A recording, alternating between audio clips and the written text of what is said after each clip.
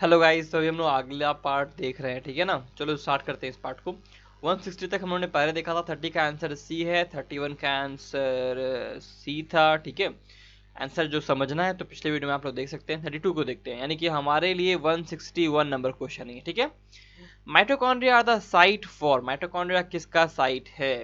देखो, फॉस्फोराइलेशन का तो साइट है, नो डाउट। फॉस्फोराइलेशन मतलब क्या? ATP formation. लेकिन फॉस्फोराइलेशन कैसे होता है? देखो, फोटो फॉस्फोराइलेशन जो होता है लाइट की एनर्जी से, वो होता है क्लोरोप्लास्ट में, ठीक है। PS1 और PS2 के हेल्प से, फोटो सिस्टम 1 और फोटो सिस्टम 2 के हेल्प से। लेकिन यहाँ पे क्या है? ऑक्सीडेटिव फॉस्फोराइलेशन होता है।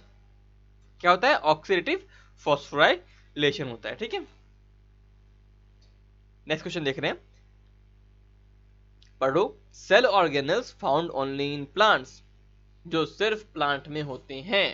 गोली कॉम्प्लेक्स सिर्फ एनिमल में होता है, ऑप्शन गलत हो गया। माइटोकॉन्ड्रिया दोनों में होता है, ऑप्शन गलत हो गया।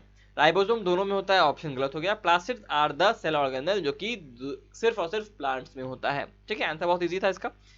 Next question, green pigment chlorophyll present in plants in what, कहाँ होता है बताओ? लाइसोसोम सुसाइडल बैग्स है, इसमें नहीं होता। इसमें हाइड्रोलाइटिक एंजाइम होता है। क्रोमोप्लास्ट में कलर होता है, क्लोरोफिल नहीं होता। क्लोरोफिल के अलावा और जितने भी कलर पिगमेंट है क्रोमोप्लास्ट में मिलते हैं। हालांकि क्रोमोप्लास्ट भी एक प्लास्टिड ही है, कोई इसमें आपको ज्यादा अंतर नहीं है। लेकिन क्लोरोफिल जो ग्रीन पिगमेंट है वो क्रोमोप्लास्ट में नहीं होता। राइबोसोम जो होते हैं वो तो आपको न्यूक्लियो प्रोटीन पार्टिकल्स है ना, इसमें क्या बोलते हैं, प्रोटीन और न्यूक्लिक एसिड से मिलकर बनता है ये, तो इसमें तो कुछ होता नहीं है, तो प्रोटीन सिंथेसिस में आपको हेल्प करता है। इसके ऊपर मेम्ब्रेन भी नहीं होता। तो आंसर क्या हो गया? क्लोरोप्लास्ट हो गया। देखो, हम लोग ने माइटोकॉन्ड्रिया खत्म कर लिया है, सेल वॉल खत्म कर लिया, सेल मेम्ब्रेन खत्म कर लिया, टूल्स एंड नेगेटिव खत्म कर लिए हैं। अभी हम लोग प्लास्टिड्स के अंदर है। नेक्स्ट क्वेश्चन देखते हैं, the bright colours of ripe fruits are due to. देखो, AI फार्मेसी का। अब ये जो क्वेश्चन है, ये बोलिएगा आप क्यों क्यों, कोई जरूरत नहीं इस क्वेश्चन का। लेकिन देखो, यही क्वेश्चन नीट कर्नाटका में 2013 में पूछा गया है। इसका मतलब नीट ऐसे क्वेश्चन को पूछता है और रिपीट कर सकता है, ठीक है। तो ब्राइट कलर्स तो पहला पूछा, लेकिन दूसरा क्वेश्चन देखो, which of the following type of plastids does not contain stored food material. कौन सा plastid stored food material contain नहीं करता है, ठीक है। देखो, अमाइलोप्लास्ट जो है वो प्रोटीन कंटेन करेगा। क्लोरोप्लास्ट जो होता है क्या कंटेन करता है? स्टोर फूड कंटेन करता है, कि यहीं पे तो बनता है ना, शुगर तो यहीं बनता है क्लोरोप्लास्ट के अंदर। ल्यूकोप्लास्ट भी स्टोर्ड फूड मटेरियल करने के लिए ही होता है, नॉट बोल रहा है ना। और राइप फ्रूट्स को कलर कौन देता है? क्रोमोप्लास्ट। तो chromoplast is the correct answer, D है इसका आंसर, ठीक है। इस क्वेश्चन का आंसर क्या है? डी है, ओके। नेक्स्ट क्वेश्चन देखते हैं हम लोग, plant cell differ from animal cell. Plant cell animal cell से डिफर क्यों है? देखो, पहला पॉइंट तो कि इसके पास सेल वॉल होता है प्लांट के पास।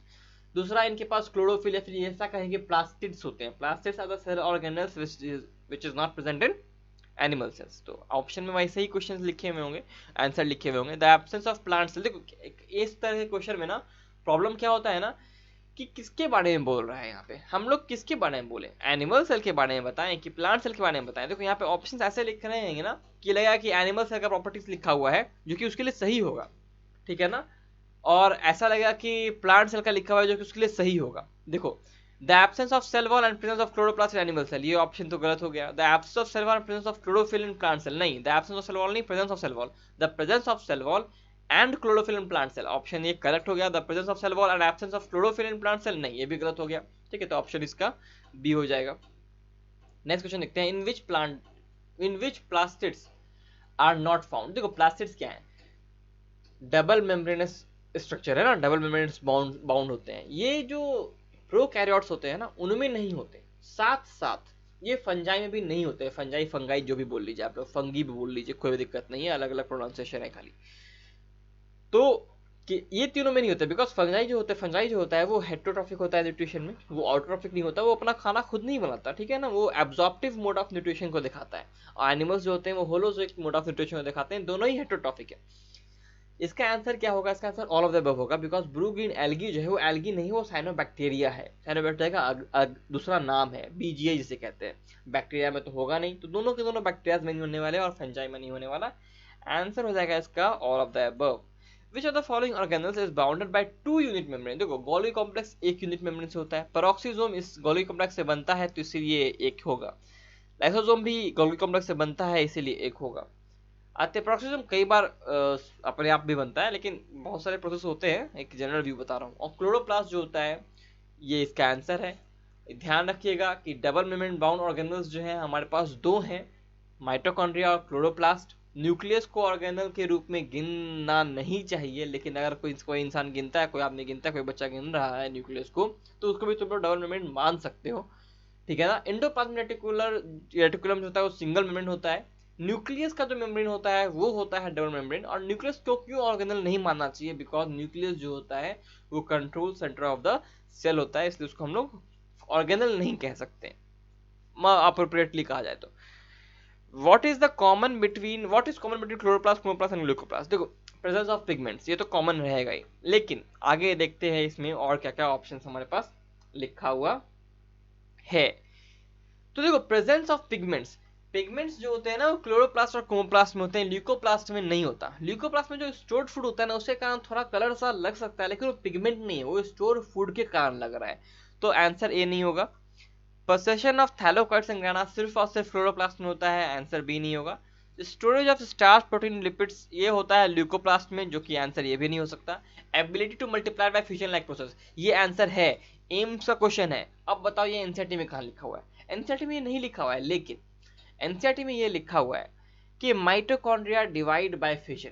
फिर एनसीईआरटी ये भी लिखता है कि माइटोकॉन्ड्रिया क्लोरोप्लास्ट जो होता है वो एक ऐसा कॉन्सेप्ट है कि पहले वो बैक्टीरिया रहे होंगे, बाद में सिम्बायोटिक रिलेशनशिप के रूप में यूकैरियोटिक सेल को उन्होंने बनाया। तो एक्चुअली में उनका जो जनरेशन है, वो जो उत्पत्ति जो है, जो ओरिजिन है, वो एक बैक्टीरियल ओरिजिन है। तो बैक्टीरिया कैसे डिवाइड करता है? फिशन से डिवाइड करता है। और इसीलिए यहाँ पे क्लोरोप्लास्ट और माइटोकॉन्ड्रिया और प्लास्टिड्स जो होते हैं ना, एक्चुअली में वो फिजन से डिवाइड करते हैं। ध्यान रखिएगा, सेल डिवीजन भी होता है ना, तो वो भी फिजन से डिवाइड कर रहे होते हैं। Which are the following cellular part is correctly described? कौन सा सेलुलर पार्ट करेक्टली डिस्क्राइब्ड है? देखो, एक चीज देखो, लाइसोसोम जो होता है ना वो हाइड्रोलाइटिक एंजाइम्स रखता है, तो उसका एसिडिक होना चाहिए पीएच, ठीक है ना। उसका पीएच जो होना चाहिए ना वो एसिडिक होना चाहिए। तो आंसर डी जो होगा वो नहीं होगा। Ribosomes those on chloroplast are larger, नहीं नहीं नहीं, स्मॉलर होता है, 70s होता है, ये पहले बताया मैंने, क्योंकि ये बैक्टीरियल ओरिजिन का है। बैक्टीरिया में 70s देखने को मिलता है। Centrioles sites for active RNA synthesis, बिल्कुल नहीं, centrioles are not the site of synthesis for RNA. Centrioles में आरएनए सिंथेसिस नहीं होता है। सेंट्रियोल्स क्या काम करते हैं? सेल डिवीजन में, स्पिंडल फॉर्मेशन में हेल्प करते हैं। Thylakoids flatten membrane sacs forming the grana of chloroplast, बिल्कुल, एक के ऊपर एक थैलेकॉइड कॉइन्स के रूप में रखे रहते हैं, और इस पूरे अरेंजमेंट को हम लोग ग्रेना कहते हैं, ठीक है। तो ये आंसर ए होगा इसका। थैलेकॉइड्स आर कंस्टिट्यूएंट्स ऑफ, कहाँ मिलते हैं? सिंपल सिंपल क्वेश्चन है, क्लोरोप्लास्ट में मिलते हैं, ओके।